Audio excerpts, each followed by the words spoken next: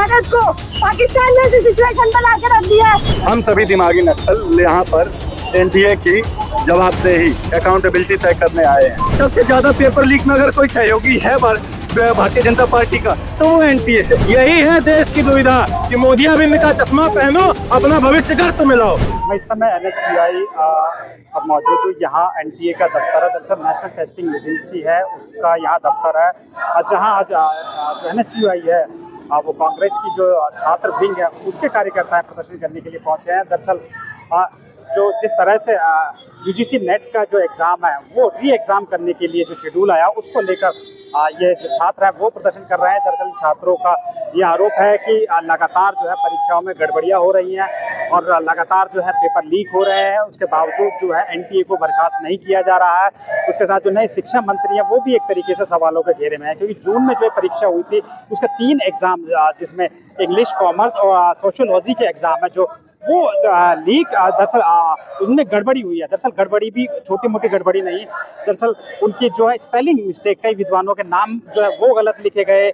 उसके साथ साथ 50 से अधिक ऐसे जो सवाल थे वो रिपीट किए गए और तमाम जो पेपर है उसमें जो अगर किताब का रेफरेंस दिया गया है, तमाम सवालों के रेफरेंस दिए गए उनके नाम गलत थे। तो इस तरह की जो अगर गड़बड़ियां सामने आ रही हैं तो कहीं ना कहीं एनटीए पर ये सवाल उठता है कि आखिर कौन लोग हैं जो इस तरह से पेपर सेट कर रहे हैं। और उसको लेकर आज जो है लगातार कांग्रेस हमलावर है। दरअसल राहुल गांधी लगातार छात्रों की गूंज कार्यक्रम के माध्यम से जो परीक्षा में गड़बड़ियां हो रही हैं उसको लेकर लगातार निशाना साध रहे हैं। और ये एनएसयूआई के कार्यकर्ता एनटीए दफ्तर पे जो कि ओखला एनएसयूआई स्थित है वहाँ ये पहुंचे हैं और वहाँ प्रदर्शन कर रहे हैं। ये दरअसल इन लोगों की मांग है कि एनटीए को जो तत्काल प्रभाव से वो बर्खास्त किया जाए और उसके जो चेयरमैन है उनको हटाया जाए। आइए सुनते हैं इन लोगों ने क्या कहा। एनएसयूआई प्रोटेस्ट के लिए जो है वो एनटीए दफ्तर की तरफ बढ़ रहे हैं। आप देखिए लगातार जो है जिस तरह से परीक्षा में गड़बड़ियां हो रही हैं उसको लेकर लगातार कांग्रेस जो है वो सवाल उठा रही है। कांग्रेस के छात्र संगठन एनएसयूआई है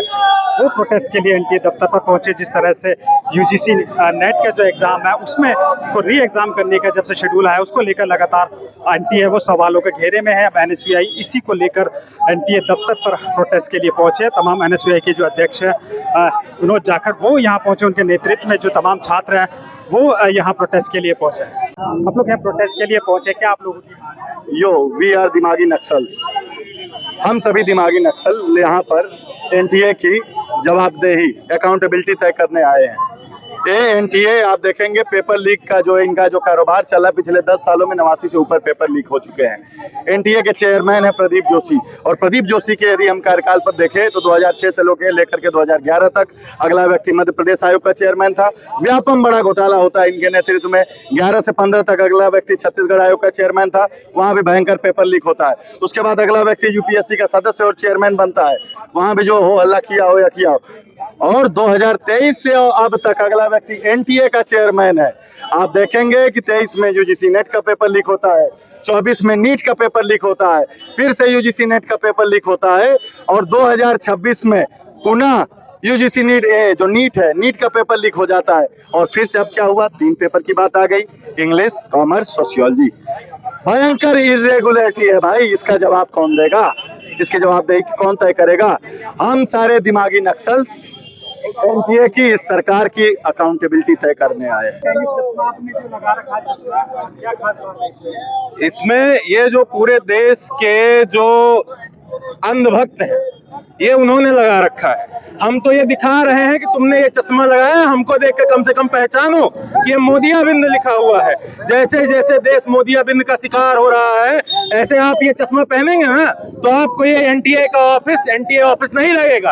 आपको लगेगा कि स्वर्ग का एंट्रेंस है। बीजेपी का ऑफिस आपको स्वर्ग लगेगा। मोदी जी आपको भगवान दिखेंगे, योगी जी आपको भगवान दिखेंगे। यही है देश की दुविधा कि मोदी अरविंद का चश्मा पहनो, अपना भविष्य गर्त में लाओ। प्रदीप जोशी व्यापम घोटाले में सबसे बड़ा मास्टरमाइंड था, उसको एनटीए का चेयरमैन बनाया गया, उसको यूपीएससी का मेंबर बनाया गया। आप ये सोचिए कि लगातार ये भ्रष्टाचारियों को जगह देने का काम ये मोदी सरकार ने किया है। हमारे आपके बच्चों का, हमारा भविष्य, आपके बच्चों का भविष्य इन्होंने खाने का प्रयास किया है और लगातार ये खा रहे हैं, चाहे कोई भी हो। एक जमाना था कि जब सारे पत्रकार क्रांतिकारी हुआ करते थे, चाहे गांधी जी हो, सुभाष चंद्र बोस हो, चाहे लोकमान्य तिलक हो, सबने अपने अपने अखबार निकाले थे। लेकिन आज के युग में क्या देखते हैं कि एक तरफ एक गोदी मीडिया है और एक तरफ जो है तो नॉर्मल मीडिया है जो यूट्यूब से पत्रकारिता करती है। थोड़े मोड़े जो चैनल बचे हैं जिनके अंदर थोड़ी नैतिकता बची है वो हमारे बच्चों का दर्द दिखाते हैं। अब झारखंड के मुद्दों को दिखाते हैं। हम झारखंड के मुद्दे पर भी एनएसयूआई मुखर हुई, लेकिन हम ये चाहते हैं कि एनटीए जो लगातार पेपर लीक में सहभागी रहा है, प्रदीप जोशी जो लगातार इस चीज में सहभागी बने, हम चाहते हैं कि इस संस्था को ही नष्ट कर दिया जाए, इस संस्था को खत्म कर दिया जाए और सरकारी संस्था से एग्जाम लिया जाए। दिमागी नक्सली का आप पोस्टर लेकर आए हैं, जी जी, क्या है ये? मोदी जी को जो भी व्यक्ति सवाल करता हुआ दिखता है उसको दिमागी नक्सल बोल देते हैं। अगर हम किसी से अकाउंटेबिलिटी मांगेंगे, अगर हम मान लीजिए भाई साहब पुलिस वालों से अकाउंटेबिलिटी मांगेंगे, इनसे तो उनके सीनियर अकाउंटेबिलिटी मांगते होंगे, भाई साहब आपने काम क्या क्या किया, कैसे कैसे किया, सारी चीजें भाई साहब से मांगते होंगे।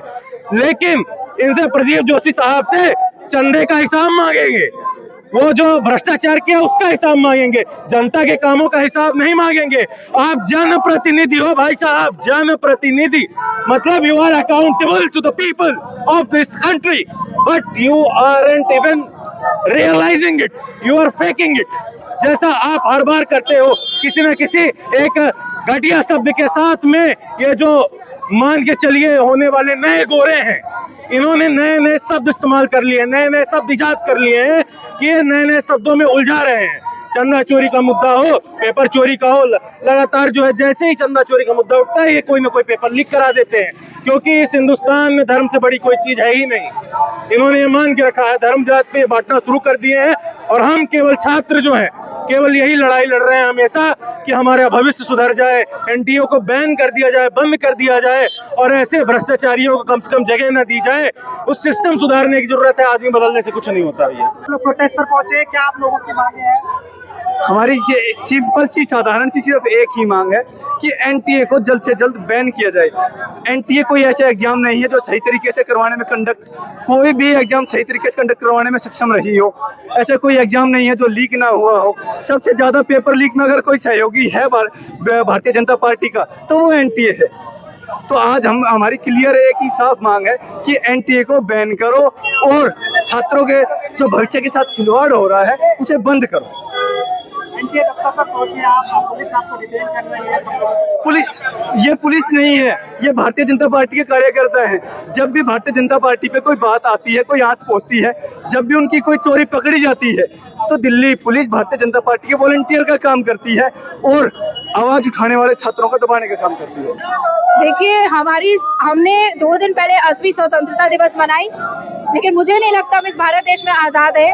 जिस तरीके से जंतर मंतर पे भी जेंजी पर लाठियां चली, बिहार के सिवान जिले में छात्रों पे पैलेट गन AK-47 चली है, पिस्टल चले हैं, हम छात्र किन से अकाउंटेबिलिटी मांगे?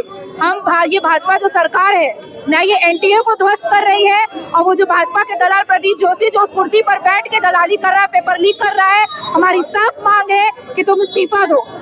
हम छात्र संघर्ष कर रहे हैं, बेरोजगारी चरम सीमा पे है, शिक्षा व्यवस्था चरमरा गया है और बार बार इस बेरोजगारी के दौर में पेपर लीक हो जा रहे हैं। हमारी साफ मांग है कि एनटीए को ध्वस्त किया जाए। मेरे पीछे देखिए जो एनएसयूआई के जो कार्यकर्ता है वो लगातार उनको पुलिस डिटेन कर ले जा रही है।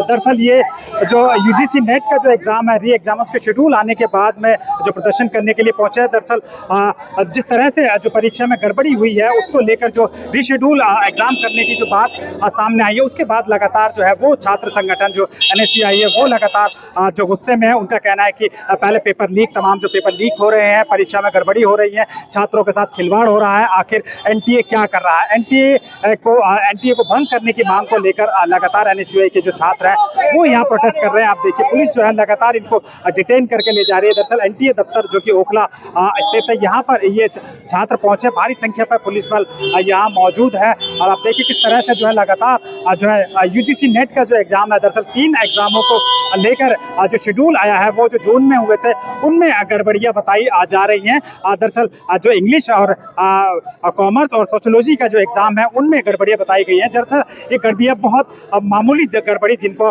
कह सकते हैं कि वो कोई पढ़ा लिखा जो विद्वान है वो नहीं कर सकता, लेकिन आखिर कौन लोग पेपर बना रहे हैं जिसमें स्पेलिंग मिस्टेक है, विद्वानों के नाम गलत लिखे गए हैं और एक ही एग्जाम में, एक ही पेपर में जो है 150 से ज़्यादा वो दोबारा से जो प्रश्न है वो पूछे गए हैं। इस तरीके का जो है वो गड़बड़ियाँ की जा रही हैं, जिसको लेकर जो है लगातार गुस्से में है NSUI, लगातार गुस्से में है और लगातार जो छात्र है वो गुस्से में है। लगातार NTA भंग की मांग को लेकर जो छात्र है वो देखिए किस तरह से जो बैरिकेडिंग पर चढ़ गए हैं। ये NTA नेशनल टेस्टिंग एजेंसी का जो है मुख्यालय है, उसके बाहर जो NSUI है उसके छात्र प्रोटेस्ट कर रहे हैं। आप देखिए तमाम भारी संख्या में छात्र मौजूद है, उनके साथ साथ पुलिस बल जो है वो एक बड़ी संख्या में मौजूद है। आप देखिए NSUI के जो अध्यक्ष विनोद जाखड़ वो भी खुद यहाँ पहुंचे हैं और छात्रों के साथ प्रोटेस्ट कर रहे हैं। देखिए किस तरह से दिल्ली पुलिस जो वो डिटेन करके ले जा रही है, छात्रों को डिटेन करके ले जा रही है। ये देखिए डिटेन करके ले जा रही है छात्रों को। क्या कहना चाहिए? ये अर्बन नक्सल कह रहे हैं, जो छात्रों की बात रख रहे हैं, जो विद्यार्थियों की बात रख रहे हैं, जो पेपर लीक की बात करते हैं, उनको अर्बन नक्सल कहा जाता है। क्या आप खुद बताएं, जो अपने हक की बात रख रहे हैं वो अर्बन नक्सल है क्या? जो भारत को पाकिस्तान में ऐसी सिचुएशन पर लाकर रख दिया है, चाहे वो भी एजुकेशन सिस्टम हो, चाहे वो अनाज किसान हो, चाहे वो सड़कें हो, चाहे इंफ्रास्ट्रक्चर हो, हर चीज़ में उन्होंने हमको पाकिस्तान जैसा बना कर रख दिया है। तो मैं इस सरकार का विरोध करती हूँ, NDA का विरोध करती हूँ। जो हमको अर्बन नक्सल कहती है, ऐसी सरकार का मैं विरोध करती हूँ।